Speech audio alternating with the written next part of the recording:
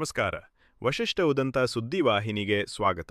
ಇಂದಿನ ಪಂಚಾಂಗ: ಫಾಲ್ಗುಣ ಮಾಸ, ಕೃಷ್ಣ ಪಕ್ಷ, ಅಷ್ಟಮಿ ತಿಥಿ, ಜ್ಯೇಷ್ಠ ನಕ್ಷತ್ರ, ಬುಧವಾರ. ಈ ದಿನ ಎಲ್ಲರಿಗೂ ಶುಭವಾಗಲಿ. ಇಂದಿನ ಮುಖ್ಯಾಂಶಗಳು: ಕಪಿಲಾ ತಟದಲ್ಲಿ ಮರಗಳ್ಳರ ಹಾವಳಿ, ಅರಣ್ಯ ಸಂಪತ್ತಿಗೆ ಅಪಾಯ ಎಂದು ಹೆಜ್ಜಿಗೆ ಗ್ರಾಮದಲ್ಲಿ ಪ್ರತಿಭಟನೆ. ಸಿದ್ಧಾಂತ ಬಿಟ್ಟು ರಾಜಕಾರಣ ಮಾಡುವ ಪ್ರಶ್ನೆಯೇ ಇಲ್ಲ, ಸೋಲು ಬಂದರೂ ಸ್ವೀಕರಿಸುತ್ತೇನೆ. ಸಿ.ಟಿ. ರವಿ ಹೇಳಿಕೆ. ಸದನದಲ್ಲಿ ಎಲ್ಪಿಜಿ ಸಿಲಿಂಡರ್ ಗದ್ದಲ. ಹೋಟೆಲ್ ಮಾಲೀಕರಿಗೆ ಮುಷ್ಕರ ಮಾಡಲು ಸ್ವತಃ ಸಿಎಂ ಹೇಳಿದ್ದಾರೆ.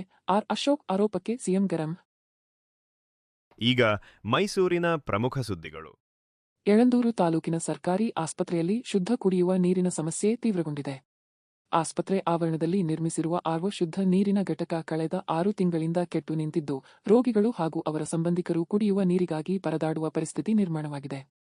ಪಟ್ಟಣ ಪಂಚಾಯಿತಿಯ ನಿರ್ಲಕ್ಷ್ಯ ಹಾಗೂ ನಿರ್ವಹಣೆ ಹೊಣೆ ಹೊತ್ತಿರುವ ವಾಟರ್ ಪ್ಯೂರಿಫಿಕೇಷನ್ ಕಂಪನಿಯ ಅಸಡ್ಡೆಯಿಂದ ಘಟಕ ಬಳಕೆಗೆ ಬಾರದಂತಾಗಿದೆ ಎಂದು ಸಾರ್ವಜನಿಕರು ಆರೋಪಿಸಿದ್ದಾರೆ. ಈ ಕುರಿತು ಆಸ್ಪತ್ರೆ ಆಡಳಿತಾಧಿಕಾರಿಗಳು ಮತ್ತು ಆರೋಗ್ಯ ರಕ್ಷಾ ಸಮಿತಿ ಸದಸ್ಯರು ಹಲವಾರು ಬಾರಿ ಪಟ್ಟಣ ಪಂಚಾಯಿತಿ ಅಧಿಕಾರಿಗಳಿಗೆ ಮನವಿ ಸಲ್ಲಿಸಿದರೂ ಯಾವುದೇ ಕ್ರಮ ಕೈಗೊಳ್ಳಲಾಗಿಲ್ಲ ಎನ್ನಲಾಗಿದೆ. ಪರಿಣಾಮವಾಗಿ ಆಸ್ಪತ್ರೆ ಆವರಣದಲ್ಲಿ ಜನರು ಹೊರಗಿನಿಂದ ಹಣ ನೀಡಿ ನೀರು ಖರೀದಿ ಮಾಡಿ ಕುಡಿಯುವ ಸ್ಥಿತಿ ನಿರ್ಮಾಣವಾಗಿದೆ. ಸರ್ಕಾರಿ ಆಸ್ಪತ್ರೆಗೆ ಬರುವ ಬಡ ರೋಗಿಗಳಿಗೆ ಕನಿಷ್ಠ ಶುದ್ಧ ಕುಡಿಯುವ ನೀರಿನ ಸೌಲಭ್ಯವೂ ಸಿಗದಿರುವುದು ಸಾರ್ವಜನಿಕರಲ್ಲಿ ಆಕ್ರೋಶಕ್ಕೆ ಕಾರಣವಾಗಿದೆ. ಸಮಸ್ಯೆಯನ್ನು ತಕ್ಷಣ ಪರಿಹರಿಸಬೇಕೆಂದು ಜನರು ಆಗ್ರಹಿಸಿದ್ದಾರೆ.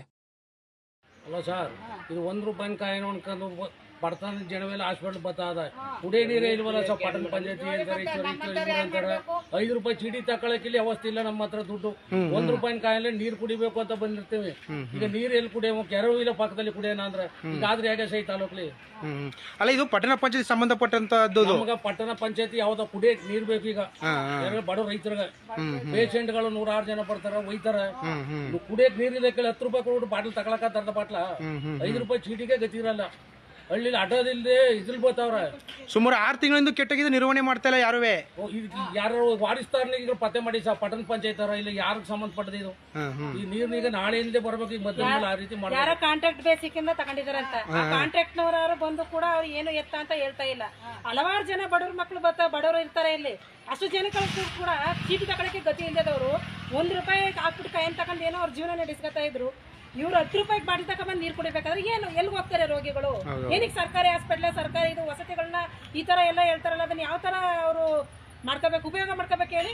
ಇವ್ರು ನೋಡಿದ್ರೆ ಈ ತರ ನೀರೇ ಇಲ್ಲ, ಬಾಟ್ಲು ಹೊರಗಡೆ ತಂದು ಕುಡಿಬೇಕಾದ್ರೆ ಏನಕ್ಕೆ ಬೇಕಾಯ್ತು ಇದು?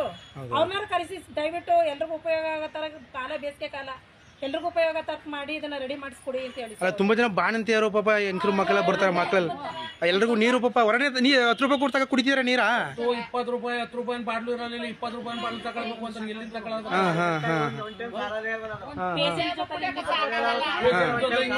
ಜನ ಬರ್ತಾರ ಊರಿಂದ ಒಂದೊಂದು ಬಿಂದಿಗೆ ತರಕತ್ತಪ್ಪ ಮಾಡ್ಕೊಂಡ್ರೆ ಏನ್ಬಿಟ್ಟು ನೀರ್ನ ಕಾಯಿಸ್ಕೊಡ್ಬೇಕು. ಪಾತ್ರೆ ಮಡಿಗೆ ಒಂದು ಕ್ವಾರ್ಟರ್ ತಂದು ನಮ್ ಮಾಡಕ್ ಈ ಯಾವ ಸ್ಥಿತಿ ಹಿಂದೆ ಸರಿಯಬೇಕು ಸಾಹೇಬ್ರು, ಆತರ ಮಾಡ್ಕೊಂಡಿದ್ದಾವೆ.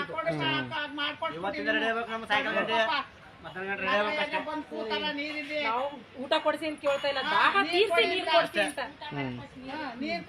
ಕಪಿಲಾ ನದಿಯ ತಟದಲ್ಲಿ ನಡೆಯುತ್ತಿರುವ ಮರಗಳ ಅಕ್ರಮ ಕಡಿತವನ್ನು ಖಂಡಿಸಿ ಹೆಜ್ಜಿಗೆ ಗ್ರಾಮದಲ್ಲಿ ಗ್ರಾಮಸ್ಥರು ಪ್ರತಿಭಟನೆ ನಡೆಸಿದರು. ಕಪಿಲಾ ನದಿಯ ತಟದಲ್ಲಿರುವ ಅನೇಕ ಮೌಲ್ಯಯುತ ಮರಗಳನ್ನು ಮರಗಳ್ಳರು ನಿರಂತರವಾಗಿ ಅಕ್ರಮವಾಗಿ ಕಡಿದು ಸಾಗಿಸುತ್ತಿದ್ದಾರೆ ಎಂದು ಗ್ರಾಮಸ್ಥರು ಆರೋಪಿಸಿದರು. ಈ ಕಾರಣದಿಂದ ಪರಿಸರ ಹಾನಿಯಾಗುತ್ತಿದ್ದು, ನದಿಯ ತಟದ ಪರಿಸ್ಥಿತಿಗೂ ಧಕ್ಕೆಯುಂಟಾಗುತ್ತಿದೆ ಎಂದು ಅವರು ಆಕ್ರೋಶ ವ್ಯಕ್ತಪಡಿಸಿದರು. ಅರಣ್ಯ ಇಲಾಖೆಯ ನಿರ್ಲಕ್ಷ್ಯದಿಂದಲೇ ಮರಗಳ ಅಕ್ರಮ ಕಡಿತ ಹೆಚ್ಚುತ್ತಿದೆ ಎಂದು ಗ್ರಾಮಸ್ಥರು ದೂರಿದರು. ತಕ್ಷಣವೇ ಅಧಿಕಾರಿಗಳು ಸ್ಥಳಕ್ಕೆ ಭೇಟಿ ನೀಡಿ ಅಕ್ರಮ ಮರ ಕಡಿತಕ್ಕೆ ಕಡಿವಾಣ ಹಾಕಬೇಕು ಹಾಗೂ ಅರಣ್ಯ ಸಂಪತ್ತನ್ನು ರಕ್ಷಿಸಲು ಕಠಿಣ ಕ್ರಮ ಕೈಗೊಳ್ಳಬೇಕು ಎಂದು ಗ್ರಾಮಸ್ಥರು ಆಗ್ರಹಿಸಿದರು. ಸಮಸ್ಯೆ ಪರಿಹಾರವಾಗದಿದ್ದರೆ ಮುಂದಿನ ದಿನಗಳಲ್ಲಿ ಹೋರಾಟವನ್ನು ತೀವ್ರಗೊಳಿಸುವುದಾಗಿ ಎಚ್ಚರಿಕೆ ನೀಡಿದರು. ಮೇಲಿನ ಎದ್ದು ಹೊಲ ಮೇದಂತೆ ಅಂತ ಆಡಳಿತ ವರ್ಗ ಏನಕ್ಕೆ ರೂಪಿಸ್ಕೊಂಡಿದ್ದಾರೆ ಅಂದ್ರೆ, ಒಂದು ಅರಣ್ಯ ಇಲಾಖೆ ಒಂದು ಸಂಬಂಧಪಟ್ಟಂತಹ ಒಂದು ಪರಿಸರ ಸಂರಕ್ಷಣೆಯ ಜವಾಬ್ದಾರಿ ಹೊತ್ತಿದ್ದಂತ ಸಂದರ್ಭದಲ್ಲಿ ಇದು ಮರಣ ಆದ್ಮೇಲೆ ಬಂದು ನೀವು ನಮಗ್ ಗೊತ್ತಿಲ್ಲ ಅವ್ರು ಯಾರೋ ಮಾಡಿದ್ದಾರೆ ಅನ್ನೋ ಬೇಜವಾಬ್ದಾರಿತನದ ಹೇಳಿಕೆ ಕೊಟ್ರೆ ನಿಮ್ಮ ಜವಾಬ್ದಾರಿ ಸ್ಥಾನಕ್ಕೆ ಒಂದು ಗೌರವ ಬರುತ್ತಾ? ಹಾಗಾಗಿ ನೀವು ಸ್ಥಳ ವೀಕ್ಷಣೆಗೆ ಬಂದು ಈ ತರ ಒಂದು ಘಟನೆ ನಡೀತಾ ಇದೆ. ಸಾರ್ವಜನಿಕರಲ್ಲೂ ನಾನು ಕೇಳ್ಕೊಳ್ಳೋದು ಏನಪ್ಪಾ ಅಂದ್ರೆ, ನಿಮ್ಮ ಹೊಲದಲ್ಲಿ ಅಥವಾ ನಿಮ್ಮ ಗದ್ದೆಯಲ್ಲಿ 1 ಇಂಚು ಯಾರೋ ಆಕ್ರಮಿಸ್ಕೋತಾ ಇದ್ದಾರೆ ಅಂದ್ರೆ ಸಿಡಿದು ಎದ್ದೇಳ್ತೀರಾ? ಇವತ್ತು ನಿಮ್ಮ ಗ್ರಾಮದ ಸುತ್ತಮುತ್ತ ಈ ರೀತಿ ಒಂದು ಘಟನೆ ನಡೆದಿದೆಯಲ್ಲ, ನಿಮ್ಮ ಗಮನಕ್ಕೆ ಬರ್ಲಿಲ್ವಾ? ನಿಜವಾಗ್ಲೂ ಇಲ್ಲಿ ಬಂದಾಗ ಅತ್ಯಂತ ದುಃಖ ಆಗ್ತಾ ಇದೆ. ಯಾಕೆ ಬಂದ್ವಿ ಅಂತ ಅನ್ನಿಸ್ತಾ ಇದೆ. ಒಂದು ಗಾದೆ ಹೇಳ್ತಾರೆ, ಊರೆಲ್ಲ ಕೊಳ್ಳೆ ಹೊಡೆದ್ಮೇಲೆ ಕೋಟೆ ಬಾಗ್ಲ ಹಾಕಿದ್ರು ಅಂತ. ಹಾಗೇನೆ ಇಲ್ಲೆಲ್ಲ ಕೊಳ್ಳೆ ಹೊಡೆದು ಆಗೋಗಿದೆ. ಈಗ ಅರಣ್ಯಾಧಿಕಾರಿಗಳು ಹೇಳ್ತಾ ಇದ್ದಾರೆ, ನಮಗ್ ಗೊತ್ತಿಲ್ಲ. ಸರ್, ಇಷ್ಟು ದೊಡ್ಡ ಮರನ ಸಾಕ್ಸಕ್ಕೆ ಯಾವ ತರ ಸಾಕ್ಸಿದ್ರು ಅಂತ ಗೊತ್ತಿಲ್ವಾ?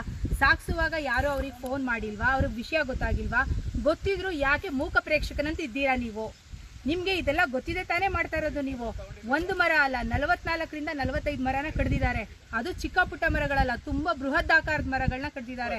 ಕಡಿಯುವಾಗ ಇಲ್ಲಿ ಒಂದು ಸೌಂಡ್ ಆಗಿಲ್ವಾ ಅವ್ರಿಗೆ? ಇಲ್ಲಿಗೆ ಕಡಿಯುವಾಗ ಏನು ಕತ್ತಿ ಮಚ್ಚು ಲಾಂಗ್ ಏನು ತಗೊಂಡ್ ಕಡ್ದಿಲ್ಲ, ಒಂದು ಮಿಷಿನ್ ನ ಯೂಸ್ ಮಾಡಿದ್ದಾರೆ. ಸೊ ಇವ್ರಿಗೆ ವಿದ್ಯುತ್ ಶಕ್ತಿ ಹೆಂಗ್ ಸಿಕ್ತು? ಇಲ್ಲಿಗೆ ತಗೋಬೇಕು ಅಂತಂದ್ರೆ ಎಲ್ಲಾ ಪರ್ಮಿಷನ್ಗಳು ಬೇಕು. ಎಲ್ಲಾ ಪರ್ಮಿಷನ್ ಅವ್ರು ಸಿಕ್ಕೇನೆ ರಾಜಾರೋಷವಾಗಿ ಮಾಡಿದ್ದಾರೆ ಅಂತಂದ್ರೆ ಅರಣ್ಯ ಇಲಾಖೆ ಅಧಿಕಾರಿಗಳು ಏನ್ ಮಾಡ್ತಾ ಇದ್ದೀರಾ ನೀವು? ನಿಮ್ಗೆ ಏನು ಅನ್ನಿಸ್ತಾ ಇಲ್ವಾ? ಈ ಪರಿಸರ ಸಂರಕ್ಷಣೆ ಅನ್ನೋ ಒಂದು ವಿಷಯನ ನಾವು ಮಾತಾಡ್ಕೊಂಡು ಪರಿಸರದಿಂದ ನಾವು ಅಂತ ಇಲ್ಲಿ ಬಂದಿದ್ದೀವಿ. ನಾವು ಮಾತ್ರ ಗಾಳಿ ತಗೋತಾ ಇಲ್ಲ ಸರ್, ನೀವು ಗಾಳಿ ತಗೋತೀರಾ. ನಿಮ್ಮ ಮಕ್ಳಿಗೂ ಗಾಳಿ ಬೇಕು, ನಿಮ್ಮ ಮಕ್ಳಿಗೂ ಬೆಳಕು ಬೇಕು, ಮಳೆ ನೀರು ಬೇಕು, ಎಲ್ಲಾನು ಬೇಕು. ಎಲ್ಲಾನು ಬೇಕಂದ್ರೆ ಏನ್ ಮಾಡ್ಬೇಕು ನಾವು? ಸಂರಕ್ಷಣೆ ಮಾಡ್ಬೇಕು. ಸಂರಕ್ಷಣೆ ಮಾಡದೆ ನೀವು ನಾಳೆ ಏನಾದ್ರು ಇದೆಲ್ಲ ಮರ ಎಲ್ಲ ಕಡಿದು ಬಿಡ್ತೀರಾ. ಆಕ್ಸಿಜನ್ ಪ್ರಾಬ್ಲಮ್ ಆಯ್ತು, ನಿಮ್ ಮಕ್ಳು ಬೆನ್ನ ಹಿಂದೆ ಒಂದು ಆಕ್ಸಿಜನ್ ನ ಕಟ್ಟಿ ಕಳಿಸ್ತೀರಾ. ನಾವು ಮಾತ್ರ ಈ ತರ ಗಾಳಿ ನಮಗ್ ಮಾತ್ರ ಬೇಕು ಅಂತ ನಾವು ಬಂದು ಹೋರಾಟ ಮಾಡ್ತಾ ಇದೀವಾ? ಇಲ್ಲ, ಪ್ರಕೃತಿನ ಉಳಿಸಿ ಅಂತ ಕೇಳ್ಕೊತಾ ಇದೀವಿ. ಈಗ ಹಾಸನದ ಪ್ರಮುಖ ಸುದ್ದಿಗಳು. ಹಾಸನ ಜಿಲ್ಲೆಯ ಶಾಂತಿಗ್ರಾಮ ಹೋಬಳಿಯ ದೊಡ್ಡ ಚಾಕನಹಳ್ಳಿ ಗ್ರಾಮದಲ್ಲಿ ಆಸ್ತಿ ವಿಚಾರಕ್ಕೆ ಸಂಬಂಧಿಸಿದ ಕೌಟುಂಬಿಕ ಕಲಹ ತೀವ್ರ ಸ್ವರೂಪ ಪಡೆದಿದ್ದು, ಮಾವನೊಬ್ಬ ತನ್ನ ಸೊಸೆಯರ ಮೇಲೆಯೇ ಮಚ್ಚು ಹಿಡಿದು ದಾಳಿ ಮಾಡಲು ಮುಂದಾದ ಘಟನೆ ಆತಂಕಕ್ಕೆ ಕಾರಣವಾಗಿದೆ. ಗ್ರಾಮದ ನಿವಾಸಿ ಮಾಳಿಗೆಗೌಡ ಎಂಬುವರು ಈ ಕೃತ್ಯಕ್ಕೆ ಮುಂದಾದ ವ್ಯಕ್ತಿ ಎಂದು ಗುರುತಿಸಲಾಗಿದೆ. ಕಳೆದ ಕೆಲ ದಿನಗಳಿಂದ ಕುಟುಂಬದಲ್ಲಿ ಆಸ್ತಿ ಹಂಚಿಕೆ ವಿಚಾರವಾಗಿ ಭಿನ್ನಾಭಿಪ್ರಾಯಗಳು ಮುಂದುವರಿದಿದ್ದವು ಎನ್ನಲಾಗಿದೆ. ಇದೇ ವಿಚಾರವಾಗಿ ನಡೆದ ಮಾತಿನ ಚಕಮಕಿಯ ವೇಳೆ ತಾಳ್ಮೆ ಕಳೆದುಕೊಂಡ ಮಾಳಿಗೆಗೌಡರು ಮಚ್ಚು ಹಿಡಿದು ಸೊಸೆಯರ ಮೇಲೆ ದಾಳಿ ಮಾಡಲು ಮುಂದಾಗಿದ್ದಾರೆ ಎಂದು ತಿಳಿದುಬಂದಿದೆ. ಮಾವು ಮಚ್ಚು ಹಿಡಿದು ಮುಂದೆ ಬಂದಾಗ ಮಹಿಳೆಯರು ಭಯಭೀತರಾಗಿ ಸಹಾಯಕ್ಕಾಗಿ ಕಿರುಚಿದ್ದಾರೆ. ಅದೃಷ್ಟವಶಾತ್ ಘಟನೆ ದೊಡ್ಡ ಅನಾಹುತವಾಗದೆ ಮಾತಿನ ಗಲಾಟೆಯಲ್ಲೇ ಕೊನೆಗೊಂಡಿದೆ. ಈ ಸಂಬಂಧ ಶಾಂತಿಗ್ರಾಮ ಪೊಲೀಸ್ ಠಾಣೆಯಲ್ಲಿ ಪ್ರಕರಣ ದಾಖಲಾಗಿದ್ದು, ಪೊಲೀಸರು ಮುಂದಿನ ತನಿಖೆ ನಡೆಸುತ್ತಿದ್ದಾರೆ. ಘಟನೆ ಗ್ರಾಮದಲ್ಲಿ ಆತಂಕ ಹಾಗೂ ಚರ್ಚೆಗೆ ಕಾರಣವಾಗಿದೆ. ಹೊಸವರು ಮಾಡಿರೋಂಥ ಆಪಾದನೆ ಸುಳ್ಳು. ನಾನು ಅವ್ರ ಮೇಲೆ ಯಾವುದೇ ಥರ ದೌರ್ಜನ್ಯ ಮಾಡಿಲ್ಲ. ನಾನು ಕೊಟ್ಟಂಥ ಆಸ್ತಿ ಕ್ರಯ ಮಾಡಿಕೊಟ್ಟಿದ್ದೀನಿ, ಸುಖವಾಗಿರಲಿ ಅಂತ ಬರ್ಕೊಟ್ಟಿದ್ದೀನಿ. ಅದನ್ನು ಉಪಯೋಗಿಸ್ಕೊಂಡವ್ರೆ, ಮಾರಾಟನೂ ಮಾಡಿವ್ರೆ. ನನಗೆ ಬಂದು ಪೈಸಾ ಸಾಲನೂ ತೀರಿಸಿಲ್ಲ. ನನ್ನ ಹೆಂಡತಿ ಸತ್ತೊಟ್ಟಿದ್ದಲು ನೀರು ಕೊಟ್ಟಲ್ಲ, ಬಟ್ಟೆನೂ ಒಗ್ದಲ್ಲ. ನನ್ನ ಕಷ್ಟ ದೇವರಿಗೆ ಗೊತ್ತು. ಈಗ ಬಂದು ನನಗೆ ಸ್ವಂತವಾಗಿ ದುಡ್ದಿರೋಂಥ ಆಸ್ತಿಯನ್ನು ನನಗೆ ಕೊಡಬೇಕು ಅಂತ ಹೇಳಿ ಈ ಪೇಪರ್ನವ್ರಿಗೆ ಬಂದು ಸುಳ್ಳು ಆಪಾದನೆ ಮಾಡಿರೋದು ಸತ್ಯಕ್ಕೆ ದೂರವಾದ ವಿಚಾರ.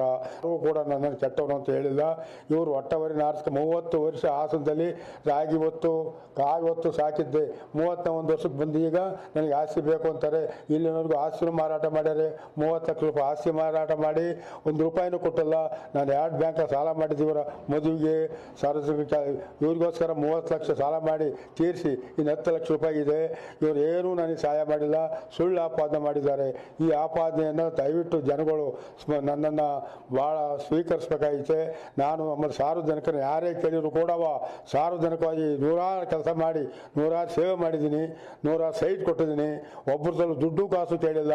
ನನ್ನ ಮನೆಗೋಸ್ಕರ ಬದುಕಲಿ ಅಂತ ಇವ್ರಿಗೆ ಕೊಟ್ಟರೆ ಈಗ ನಾನು ಇಟ್ಕೊಂಡಿರೋ ಆಸ್ತಿ ಬಂದು ಸುಳ್ಳು ಆಪಾದನೆ ಮಾಡಿ ಯಾರನ್ನೂ ಕಟ್ಕೊಂಡು ನನಗೆ ತೊಂದರೆ ಕೊಡ್ತಾ ಇದ್ದಾರೆ. ನನ್ನ ಹೆಂಚಿಯೂ ಇಲ್ಲ, ನನಗೆ ಯಾರು ಜಾತಿಕರು ದಯಮಾಡಿ ಆ ಜಮೀನು ನಾನು ವಾಪಸ್ ಪಡೆಯೋವರೆಗೂ SP ಸಾಹೇಬರಲ್ಲೇ ಉಗ್ರ ಹೋರಾಟ ಮಾಡ್ತೀನಿ. ನಾನು ಏನು ಹೇಳಿದ್ರು ಒಪ್ತಾ ಇಲ್ಲ ಅವರು. ನಾನು ಹೇಳಿದೆ, ನಾನು ಇರೋವರೆಗೂ ಉಪಯೋಗಿಸ್ತೀನಿ, ಬಟ್ಟೆ ಸಾಕಿತೀನಿ ಅಂತ ಸಬ್ ಇನ್ಸ್ಪೆಕ್ಟರ್ ಮುಂದೆ ಹೇಳಿದೆ. ಅವರು ಪಾಪ ಏನು ಮಾಡ್ತಾರೆ ನೋಡಮ್ಮ, ಇದಕ್ಕಿಂತ ಯಾರು ಹೇಳೋಕ್ಕಲ್ಲ. ನಿನಗೆ 2 ವರ್ಷ ಆದಮೇಲೆ ನಿನಗೆ ಅಗ್ರಿಮೆಂಟ್ ಮಾಡಿಕೊಡ್ತೀನಿ. ಆ ಆಸ್ತಿ 4 ಎಕರೆ ನಿನಗೆ 2 ಎಕರೆ, ಹಿರಿ ಮಗನಿಗೆ 2 ಎಕರೆ ಕೊಡ್ತೀನಿ ಅಂದ್ರೆ ಅದಾಗಲ್ಲ, ಇವತ್ತೇ ಆಗಬೇಕು. ಕಾನೂನು ಇಲ್ಲಮ್ಮ, ಕಾನೂನು ಇದ್ರೇನು ಇವತ್ತೇ ಬೇಕು ನನಗೆ ಅಂತ ನನಗೆ ಬಲಾತ್ಕಾರ ಮಾಡಿರು. ಒಬ್ಬನಿಗೆ 5 ಎಕರೆ ಕೊಟ್ಟಿದ್ದೀನಿ, ಹಿರಿ ಮಗನಿಗೆ 2ನೇ 4 ಎಕರೆ 3 ಗುಂಟೆ, ಕೊನೆಯಲ್ಲಿ 3 ಎಕರೆ. ನಾನು ಒಬ್ಬನೇ ಇದ್ದೀನಿ, ಹೆಂಡತಿ ಇಲ್ಲ, ನಾನು ಯಾರು ದಾತಿಕರಲ್ಲ, ಯಾರು ಮನೆಗೆ ಹೋಗಿಲ್ಲ ಉಣ್ಣಕ್ಕೆ ಪಣ್ಣಕ್ಕೆ. ಸ್ವಂತ ಬಟ್ಟೆ ಹೋಗ್ತೀನಿ, ವಿಸಿ ಮಾಡಿಸ್ತೀನಿ. ಆಮೇಲೆ ನಾನು ಸ್ವಂತ ಮನೇಲಿದ್ದೀನಿ. ಆ ಮನನೂ ಕೂಡ 2 ಮನೆ ಕೊಟ್ಟಿದ್ದೀನಿ ಅವನಿಗೆ. ಈ ಕಂಪ್ಲೇಂಟ್ ಕೊಟ್ಟಂಥ ಶ್ರೀಮಾನ್ ಸೊಸೆಗೆ 2 ಮನೆ, 7 ಎಕರೆ 5 ಎಕರೆ ಜಮೀನು, ಸಾಲ 30 ಲಕ್ಷ ರೂಪಾಯಿ ದುಡ್ಡು ತಿಂದು ತೇಗವ್ರೆ. ನನಗೆ 1 ರೂಪಾಯಿನೂ ಸಹ ಕೊಟ್ಟಿಲ್ಲ. ನಾವು SP ಸಾಹೇಬರು AC ಸಾಹೇಬರು ಮಾಡಿದರೆ ಆ ಜಮೀನಲ್ಲಿ ಜೀವನ ಮಾಡ್ಕೊತೀನಿ. ಒಂದು ದಿನ ದಯಮಾಡಿ ಹೇಳ್ತಾ ಇದ್ದೀನಿ, ಒಂದು ದಿನ ಸಾರ್ವಜನಿಕರು ಆಳ್ಕೈ ಕೆಲಸ ಮಾಡಿಸಿದ್ದೀನಿ. 3 ಜನ ಮಕ್ಕಳು ಭೂಮಿ ನೋಡಿಲ್ಲ. ನನ್ನ ಮನೆ ನೋಡಿಲ್ಲ, ಹಾಸನದಲ್ಲಿ ವಾಸ, ಅತ್ತ ಮೇಲೆ ವಾಸ, ನಮ್ಮ ಅತ್ತೆ ಯಾರಿದ್ರು ಅವ್ರ ಮೇಲೆ ವಾಸ. ಇವರು ಮೊದಲೇನು 30 ವರ್ಷದ ಬಂದಿಲ್ಲ, ಉಂಡ್ಕೊಂಡ್ರು, ತಿರುಗಿರು, ಜಮೀನು ಮಾಡ್ಕೊಂಡ್ರು, ದುಡ್ಡು ತಿರ್ಕೊಂಡ್ರು. ಗನ್ ಪರವಾನಿಗೆ ನೀಡುವ ಪ್ರಕ್ರಿಯೆಯನ್ನು ತಾಲೂಕು ಮಟ್ಟದಲ್ಲೇ ಜಾರಿಗೆ ತರಬೇಕೆಂದು ಶಾಸಕ ಸಿಮೆಂಟ್ ಮಂಜು ಗೃಹ ಸಚಿವರಿಗೆ ಮನವಿ ಮಾಡಿದ್ದಾರೆ. ಪ್ರಸ್ತುತ ಗನ್ ಪರವಾನಿಗೆ ಪಡೆಯಲು ಜಿಲ್ಲಾ ಕೇಂದ್ರಕ್ಕೆ ತೆರಳಬೇಕಾದ ಪರಿಸ್ಥಿತಿ ಇರುವುದರಿಂದ ಸಾರ್ವಜನಿಕರಿಗೆ ಅನಾವಶ್ಯಕ ತೊಂದರೆ ಆಗುತ್ತಿದೆ ಎಂದು ಅವರು ತಿಳಿಸಿದ್ದಾರೆ. ವಿಶೇಷವಾಗಿ ಗ್ರಾಮೀಣ ಪ್ರದೇಶದ ಜನರು ಹಾಗೂ ರೈತರು ದೂರದ ಜಿಲ್ಲಾ ಕೇಂದ್ರಕ್ಕೆ ತೆರಳಿ ಪ್ರಕ್ರಿಯೆ ಪೂರ್ಣಗೊಳಿಸಲು ಕಷ್ಟಪಡುತ್ತಿದ್ದಾರೆ ಎಂದು ಹೇಳಿದರು. ಆದ್ದರಿಂದ ಗನ್ ಕೊಂಡೊಯ್ಯುವ ಮತ್ತು ಪರವಾನಿಗೆ ಸಂಬಂಧಿಸಿದ ಪರಿಶೀಲನಾ ಪ್ರಕ್ರಿಯೆಯನ್ನು ತಾಲೂಕು ಮಟ್ಟದಲ್ಲೇ ನಡೆಸುವಂತೆ ಸರ್ಕಾರ ಕ್ರಮ ಕೈಗೊಳ್ಳಬೇಕು ಎಂದು ಮನವಿ ಮಾಡಿದ್ದಾರೆ. ಈ ಕ್ರಮ ಜಾರಿಯಾದರೆ ಸಾರ್ವಜನಿಕರಿಗೆ ಹೆಚ್ಚಿನ ಅನುಕೂಲವಾಗಲಿದೆ ಎಂದು ಸದನದಲ್ಲಿ ಶಾಸಕ ಸಿಮೆಂಟ್ ಮಂಜು ಅಭಿಪ್ರಾಯಪಟ್ಟಿದ್ದಾರೆ. ಮಾನ್ಯ ಗೃಹ ಮಂತ್ರಿಗಳು ಗನ್ನನ್ನ ರಿನಿವಲ್ ಮಾಡಿಸಬೇಕು ಅಂತ ಹೇಳಿದ್ರೆ ತಾಲೂಕ್ ಹೆಡ್ ಕ್ವಾರ್ಟರ್ ಇಂದ ಜಿಲ್ಲಾ ಒಂದ್ ನಿಮಿಷ SP ಇದಕ್ಕೆ ಗನ್ನನ್ನ ತಗೊಂಡು ಹಂಗಲ್ಲ, ರಿನಿವಲ್ ಮಾಡ್ಸಕ್ಕೆ ನಾನು ಹೇಳೋದು ತಾಲೂಕ್ ಮಟ್ಟದಲ್ಲಿ ಅವಕಾಶ ಮಾಡಿಕೊಟ್ರೆ ಒಳ್ಳೇದು. ಯಾಕೆಂದ್ರೆ ಆ ಗನ್ನನ್ನ ಹಿಡ್ಕೊಂಡು KSRTC ಬಸ್ ಅಲ್ಲಿ ಇದ್ರಲ್ಲೆಲ್ಲ ತಗೊಂಡು ಜಿಲ್ಲಾ ಇದು ಕಚೇರಿಗೆ ತಗೊಂಡೋಗಿ ಅಲ್ಲಿಂದ ರಿನಿವಲ್ ಮಾಡಿಸ್ಕೊಂಡ್ ಬರ್ಬೇಕು. ತಾಲೂಕ್ ಕಚೇರಿಯಲ್ಲೇ ಕೊಟ್ರೆ ತುಂಬಾ ಅನುಕೂಲ ಆಗತ್ತೆ. ಇಲ್ಲ ಅಂದ್ರೆ ಜಿಲ್ಲಾ ಮಟ್ಟಕ್ಕೆ ತಗೊಂಡೋಗೋದು, ವಾಪಸ್ ತಗೊಬರ್ತಕ್ಕಂಥದ್ದು ತುಂಬಾ ಕಷ್ಟ. ಅಲ್ಲ ಸಭಾಧ್ಯಕ್ಷ ಕ್ವಶನ್ ಹಾಕಿದ್ರೆ ನಂಗೆ ಬಂದಿಲ್ಲ 2 ವರ್ಷದಿಂದ ಕೊಡ್ತೀನಿ. ಅದಕ್ಕೋಸ್ಕರ ತಮ್ಮ ಮುಖಾಂತರ ಇಲ್ಲಿ ಹೇಳಿದ್ರೆ, ನೀವ್ ಇದ್ದಾಗ ಹೇಳಿದ್ರೆ ಅದಕ್ಕೆ ವೆಯ್ಟ್ ಇರುತ್ತೆ. ಹಂಗಾಗಿ ದಯವಿಟ್ಟು ಮಾನ್ಯ ಗೃಹ ಮಂತ್ರಿಗಳು ಅದನ್ನ ತಾಲೂಕ್ ಕೇಂದ್ರದಲ್ಲೇ ರಿನಿವಲ್ ಮಾಡ್ಕೊಡಕ್ಕೆ ಅವಕಾಶ ಮಾಡಿಕೊಟ್ರೆ ಬಾರಿ ಒಳ್ಳೇದು. ತಾಲೂಕ್ ಹೆಡ್ ಕ್ವಾರ್ಟರ್ ಇಂದ 100 ಕಿಲೋಮೀಟರ್ ತಗೋಬಹುದು. ಅದು ಪಾಲಿಸಿ ಡಿಸಿಷನ್, ಅದನ್ನ ನಾವು ಪರಿಶೀಲನೆ ಮಾಡಬಹುದು. ಯಾಕೆಂದ್ರೆ ತಮ್ಗೆ ಅಷ್ಟೇ ಅಲ್ಲ, ಇಡೀ ರಾಜ್ಯದಲ್ಲಿ ತಾಲೂಕು ಮಟ್ಟದಿಂದ ಕೊಡ್ಬೇಕು ರಿನಿವಲ್ ಮಾಡಿ ಅಂತ ಹೇಳಿ ಮತ್ತೆ ಯಾರಿಗೆ ಅಧಿಕಾರ ಕೊಡ್ಬೇಕು ಪ್ರಶ್ನೆ ಬರ್ತದೆ. ಯಾಕಂದ್ರೆ ಅಲ್ಲಿ ಜಿಲ್ಲಾಧಿಕಾರಿಗಳು ರಿನ್ಯೂ ಮಾಡ್ತಾರೆ, ಇಲ್ಲಿ ತಾಲೂಕು ಮಟ್ಟದಲ್ಲಿ ಯಾರು, ಆಗ ತಾಲೂಕು ಮ್ಯಾಜಿಸ್ಟ್ರೇಟ್ಗೆ ಅಧಿಕಾರ ಕೊಡಬೇಕು. It's A policy decision. ಈಗ ಚಿಕ್ಕಮಗಳೂರಿನ ಪ್ರಮುಖ ಸುದ್ದಿಗಳು. ಚಿಕ್ಕಮಗಳೂರಿನಲ್ಲಿ ನಡೆದ ಪತ್ರಿಕಾಗೋಷ್ಠಿಯಲ್ಲಿ ಬಿಜೆಪಿ ನಾಯಕ CT ರವಿ ಮಾತನಾಡಿ, ಸಿದ್ಧಾಂತ ಬಿಟ್ಟು ರಾಜಕಾರಣ ಮಾಡುವ ಪ್ರಶ್ನೆಯೇ ಇಲ್ಲ ಎಂದು ಸ್ಪಷ್ಟಪಡಿಸಿದರು. ತಮ್ಮ ರಾಜಕೀಯದ ಮೂಲ ಸಿದ್ಧಾಂತ ಹಿಂದುತ್ವ ಹಾಗೂ ಅಭಿವೃದ್ಧಿ ಎಂದು ಅವರು ಹೇಳಿದರು. ಈ ಮೌಲ್ಯಗಳನ್ನು ಬಿಟ್ಟು ಅಧಿಕಾರಕ್ಕಾಗಿ ರಾಜಕಾರಣ ಮಾಡುವ ಉದ್ದೇಶ ನನಗಿಲ್ಲ ಎಂದರು. ಇದೇ ಕಾರಣಕ್ಕೆ ಸೋಲು ಎದುರಾದರೂ ಅದನ್ನು ಸ್ವೀಕರಿಸಲು ಸಿದ್ಧನಿದ್ದೇನೆ ಎಂದು ತಿಳಿಸಿದರು. ರಾಜಕಾರಣದಲ್ಲಿ ಸಿದ್ಧಾಂತ ಮತ್ತು ಮೌಲ್ಯಗಳು ಮುಖ್ಯವಾಗಿದ್ದು, ಜನರ ವಿಶ್ವಾಸವನ್ನು ಕಾಪಾಡುವುದು ತಮ್ಮ ಪ್ರಮುಖ ಗುರಿಯಾಗಿದೆ ಎಂದು ಹೇಳಿದರು. ಅಭಿವೃದ್ಧಿ ಹಾಗೂ ಜನಸೇವೆಯೇ ತಮ್ಮ ರಾಜಕೀಯದ ಮುಖ್ಯ ಉದ್ದೇಶ ಎಂದು ಅವರು ಅಭಿಪ್ರಾಯಪಟ್ಟರು. ನೋಡಿ, ಕಳೆದ 20 ವರ್ಷಗಳಲ್ಲಿ ಯಾರೂ ನನ್ನ ಮೇಲೆ ಜಾತಿ ಆರೋಪ ಮಾಡಲಿಲ್ಲ. 20 ವರ್ಷ MLA ಆಗಿದ್ದಾಗ, ಮಂತ್ರಿ ಆಗಿದ್ದಾಗ ಜಾತಿ ಆರೋಪ ಮಾಡಲಿಲ್ಲ. ನಾನು ಸೋತು ಬೇರೆಯವ್ರು ಗೆದ್ದ ಮೇಲೆ ಈ ರೀತಿ ಆರೋಪ ಮಾಡ್ತಿದ್ದಾರೆ. ಇದರ ಸತ್ಯಾಸತ್ಯತೆಯನ್ನು ಜನರಿಗೆ ಬಿಡ್ತೀನಿ. ಯಾಕೆಂದರೆ ಯಾರೋ ಒಬ್ಬರ ಆರೋಪ ಸತ್ಯ ಆಗಬೇಕು ಅಂದರೆ ಅದಕ್ಕೆ ಸಾಧ್ಯತೆಗಳಿರಬೇಕು, ಅಂದರೆ ಅವರಿಗೆ ಸತ್ಯತೆ ಇರಬೇಕು. ಈಗ ಧರ್ಮೇಗೌಡರು, ಭೋಜೇಗೌಡರು ಲಿಂಗಾಯತರಾಗಿದ್ದರು, ಅವ್ರನ್ನ ಇಳಿಸಿ ಬೆಳ್ಳಿ ಪ್ರಕಾಶನ್ನ ಮತ್ತು ಸುರೇಶ್ ಅವ್ರನ್ನ ಅಧ್ಯಕ್ಷರಾಗಿ ಒಕ್ಕಲಿಗರನ್ನು ಮಾಡಿದೆ. ಅದೇ ತಾನೇ ಅವರ ಆರೋಪ. ಅವರು ಲಿಂಗಾಯತರು, ಅವ್ರನ್ನ ಇಳಿಸಿ ಸುರೇಶನ್ನ, ಬೆಳ್ಳಿ ಪ್ರಕಾಶನ್ನ ಒಕ್ಕಲಿಗರು, ಅದು ನನ್ನ ನೆಂಟರನ್ನು ಮಾಡಿದ್ದೀನಿ. ಅದೇ ತಾನೇ ಆರೋಪ. ಟಿ ಮಂಜುನಾಥ್ ಡೈರೆಕ್ಟರ್ ಆಗಿದ್ದರು, ಅವ್ರು ಲಿಂಗಾಯತರವರು, ಅವ್ರನ್ನ ಸೋಲಿಸಿ ಒಕ್ಕಲಿಗರಾಗಿದ್ದಂಥ ನಿರಂಜನ್ ಅವ್ರನ್ನ ಡೈರೆಕ್ಟರ್ ಮಾಡಿದೆ. ಅದೇ ತಾನೇ ಆರೋಪ. ಈ ಆರೋಪದ ಸತ್ಯಾಸತ್ಯತೆ ನಿಮಗೆ ಬಿಡ್ತೀನಿ. ನನಗೆ ನೋಡಿ, ಚುನಾವಣೆಯಲ್ಲಿ ಗೆಲ್ಬೋದು, ಸೋಲ್ಬೋದು. ಸಿದ್ಧಾಂತ ಬಿಟ್ಟು ರಾಜಕಾರಣ ಮಾಡೋ ಪ್ರಶ್ನೆ ಇಲ್ಲ. ನನ್ನ ಸಿದ್ಧಾಂತ ಹಿಂದುತ್ವ, ನನ್ನ ಸಿದ್ಧಾಂತ ಅಭಿವೃದ್ಧಿ. ಇದನ್ನು ಬಿಟ್ಟು ರಾಜಕಾರಣ ಮಾಡೋ ಪ್ರಶ್ನೆ ಇಲ್ಲ. ಈ ಕಾರಣಕ್ಕೆ ಸೋಲು ಬರೋದಾದರೆ ನಾನು ಸೋಲು ಸ್ವೀಕಾರ ಮಾಡ್ತೀನಿ. ಚಿಕ್ಕಮಗಳೂರಿನಲ್ಲಿ ಲಿಂಗತ್ವ ಹಾಗೂ ಲೈಂಗಿಕ ಅಲ್ಪಸಂಖ್ಯಾತ ಸಮುದಾಯದವರು ಸ್ವಾಭಿಮಾನಿ ನಡಿಗೆ ನಡೆಸಿ ತಮ್ಮ ಹಕ್ಕುಗಳಿಗಾಗಿ ಧ್ವನಿ ಎತ್ತಿದರು. ನಗರದಲ್ಲಿ 2ನೇ ಬಾರಿ ಆಯೋಜಿಸಲಾದ ಈ ಸ್ವಾಭಿಮಾನಿ ನಡಿಗೆಯಲ್ಲಿ ಹಲವಾರು ಮಂದಿ ಭಾಗವಹಿಸಿ ಸಮಾನತೆ, ಗೌರವ ಹಾಗೂ ಭದ್ರತೆಗಾಗಿ ಆಗ್ರಹಿಸಿದರು. ಸಮಾಜದಲ್ಲಿ ತಮ್ಮ ಮೇಲಿನ ಭೇದಭಾವ ಹಾಗೂ ಅನ್ಯಾಯಗಳನ್ನು ನಿಲ್ಲಿಸಬೇಕೆಂದು ಪ್ರತಿಭಟನಾಕಾರರು ಒತ್ತಾಯಿಸಿದರು. ಕಾರ್ಯಕ್ರಮದಲ್ಲಿ ವಿವಿಧ ಸಂಘಟನೆಗಳ ಪ್ರತಿನಿಧಿಗಳು ಹಾಗೂ ಸಾಮಾಜಿಕ ಕಾರ್ಯಕರ್ತರು ಪಾಲ್ಗೊಂಡು ಸಮುದಾಯದ ಸಮಸ್ಯೆಗಳ ಬಗ್ಗೆ ಗಮನ ಸೆಳೆದರು. ಸರ್ಕಾರವು ಲಿಂಗತ್ವ ಹಾಗೂ ಲೈಂಗಿಕ ಅಲ್ಪಸಂಖ್ಯಾತರಿಗೆ ಶಿಕ್ಷಣ, ಉದ್ಯೋಗ ಹಾಗೂ ಆರೋಗ್ಯ ಕ್ಷೇತ್ರಗಳಲ್ಲಿ ಹೆಚ್ಚಿನ ಅವಕಾಶಗಳನ್ನು ಕಲ್ಪಿಸಬೇಕು ಎಂದು ಅವರು ಮನವಿ ಮಾಡಿದರು.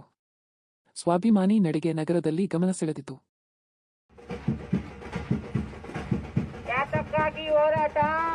ನ್ಯಾಯಕ್ಕಾಗಿ ಹೋರಾಟ, ಕೊನೆವರೆಗೂ ಹೋರಾಟ, ನ್ಯಾಯ ಸಿಗುವವರೆಗೂ ಹೋರಾಟ.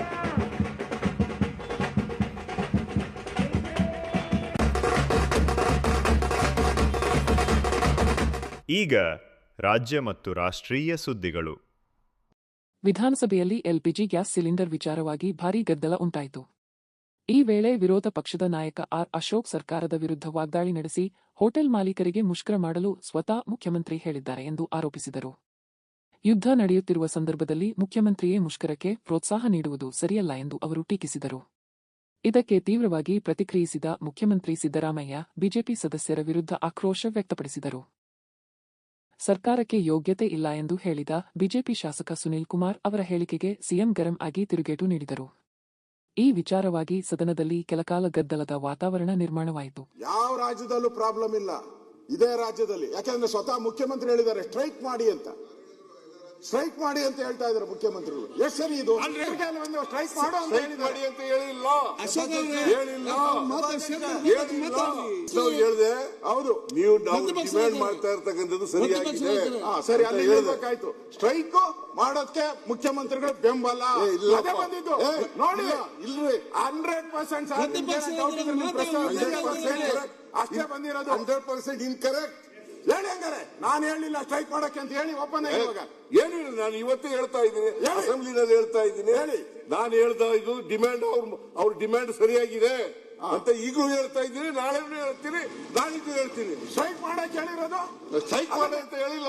ಅದು ಬೇಕಾಗಿರೋದು ಮಾಡಿ ಅಂತ ಹೇಳಿಲ್ಲ. ಬೇಕಾಗಿರೋದು ನಮ್ದು ಪತ್ರಿಕೆಯಲ್ಲಿ ಒಂದು ಸ್ಟ್ರೈಕ್ ಮಾಡು ಅಂತ ಮಾಡಿ ಅಂತ ಹೇಳಿಲ್ಲ. ಹೇಳಿಲ್ಲ. ಸರಿ,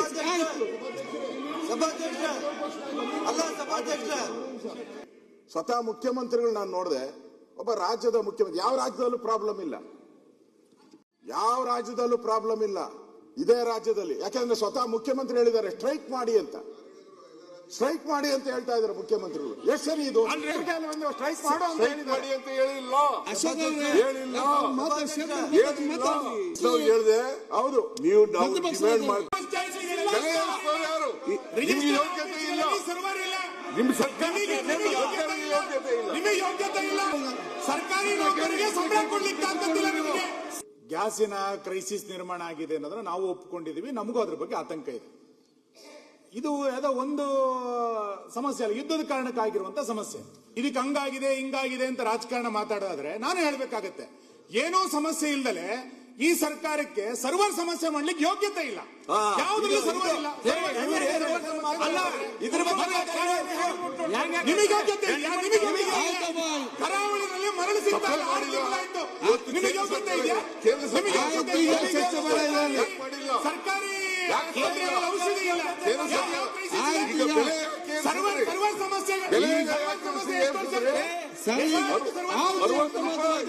ಯಾವುದು ಸಮಸ್ಯೆ ಅಲ್ಲ.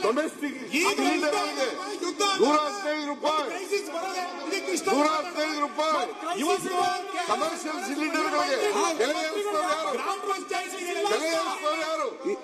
ಯೋಗ್ಯತೆ ಇಲ್ಲ. ನಿಮ್ಮ ಸರ್ಕಾರಕ್ಕೆ ನಿಮಗೆ ಯೋಗ್ಯತೆ ಇಲ್ಲ. ಯಾವುದು ಕರೆ ಮಾಡಿದಿರಿ?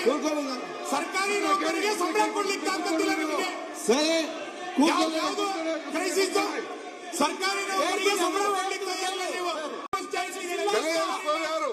ನೀವು ಯೋಗ್ಯತೆ ಇಲ್ಲ. ಚಾಮರಾಜನಗರ ಜಿಲ್ಲೆಯ ಕೊಳ್ಳೇಗಾಲ ಪಟ್ಟಣದ ಸರ್ಕಲ್ ಇನ್ಸ್ಪೆಕ್ಟರ್ ಕಚೇರಿಯಲ್ಲಿ ಶಾರ್ಟ್ ಸರ್ಕ್ಯೂಟ್ನಿಂದ ಬೆಂಕಿ ಅವಘಡ ಸಂಭವಿಸಿದೆ. ಬೆಳಗ್ಗೆ ಸಂಭವಿಸಿದ ಈ ಘಟನೆಯಲ್ಲಿ ಕಚೇರಿಯಲ್ಲಿದ್ದ ಕಂಪ್ಯೂಟರ್, ಪ್ರಿಂಟರ್ ಹಾಗೂ ಜೆರಾಕ್ಸ್ ಯಂತ್ರ ಸೇರಿದಂತೆ ಸುಮಾರು 2 ಲಕ್ಷ ರೂಪಾಯಿ ಮೌಲ್ಯದ ವಸ್ತುಗಳು ಸುಟ್ಟು ಹಾನಿಗೊಳಗಾಗಿವೆ. ಘಟನೆಯ ಮಾಹಿತಿ ತಿಳಿದು ಜಿಲ್ಲಾ ಪೊಲೀಸ್ ಅಧೀಕ್ಷಕ ಮುತ್ತುರಾಜ್ ಸ್ಥಳಕ್ಕೆ ಭೇಟಿ ನೀಡಿ ಪರಿಶೀಲನೆ ನಡೆಸಿದರು. ಅವಘಡದಲ್ಲಿ ಯಾವುದೇ ಪ್ರಾಣಾಪಾಯ ಸಂಭವಿಸಿಲ್ಲ ಎಂದು ಅವರು ತಿಳಿಸಿದ್ದಾರೆ. ಸ್ಥಳಕ್ಕೆ ಡಿವೈಎಸ್ಪಿ ಧರ್ಮೇಂದ್ರ, ಸಿಪಿಐ ಶಿವಮಾದಯ್ಯ ಹಾಗೂ ಎಸ್ತಾ ವರ್ಷ ಮತ್ತು ಸುಪ್ರೀತ್ ಭೇಟಿ ನೀಡಿ ಪರಿಶೀಲನೆ ನಡೆಸಿದರು. ಈ ಕುರಿತು ಪಟ್ಟಣ ಪೊಲೀಸ್ ಠಾಣೆಯಲ್ಲಿ ಪ್ರಕರಣ ದಾಖಲಾಗಿದ್ದು ಪೊಲೀಸರು ಮುಂದಿನ ತನಿಖೆ ಕೈಗೊಂಡಿದ್ದಾರೆ.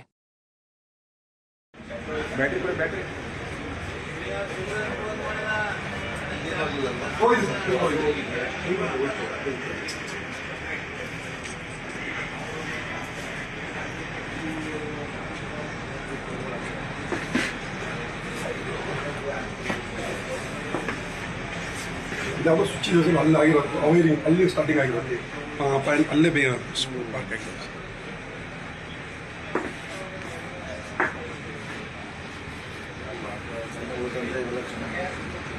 ಸದ್ಯಕ್ಕೆ ಇವೆಲ್ಲ ಬೆಸ್ಟ್ ಆಗಿದೆ ಸರ್. ಇವಾಗ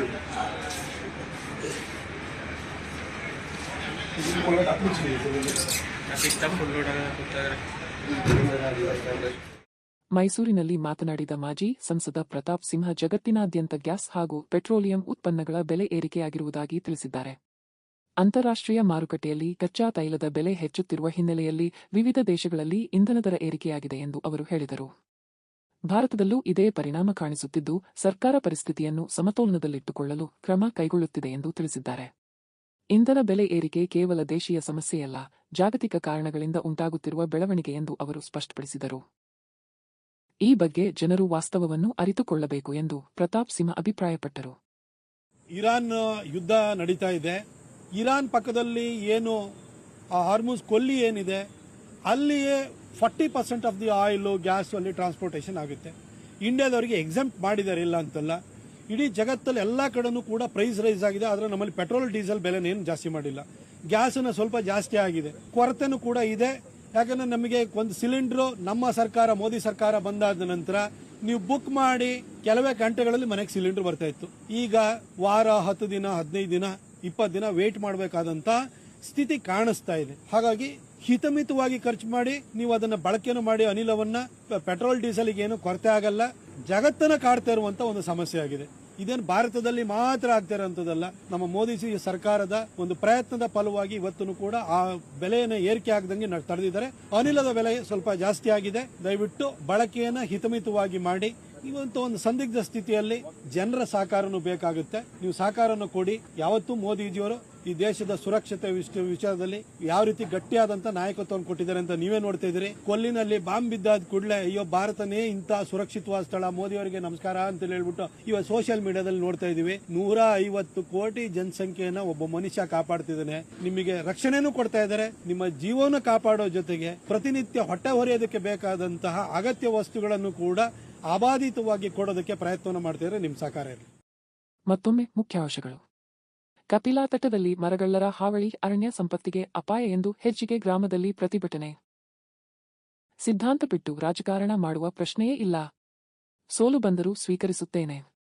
ಸಿಟಿ ರವಿ ಹೇಳಿಕೆ. ಸದನದಲ್ಲಿ ಎಲ್ಪಿಜಿ ಸಿಲಿಂಡರ್ ಗದ್ದಲ. ಹೋಟೆಲ್ ಮಾಲೀಕರಿಗೆ ಮುಷ್ಕರ ಮಾಡಲು ಸ್ವತಃ ಸಿಎಂ ಹೇಳಿದ್ದಾರೆ. ಆರ್ ಅಶೋಕ್ ಆರೋಪಕ್ಕೆ ಸಿಎಂ ಗರಂ. ಇಲ್ಲಿಗೆ ಇಂದಿನ ವಾರ್ತಾ ಪ್ರಸಾರ ಮುಕ್ತಾಯವಾಯಿತು. ಧನ್ಯವಾದಗಳು. ಈ ದಿನ ಎಲ್ಲರಿಗೂ ಶುಭವಾಗಲಿ.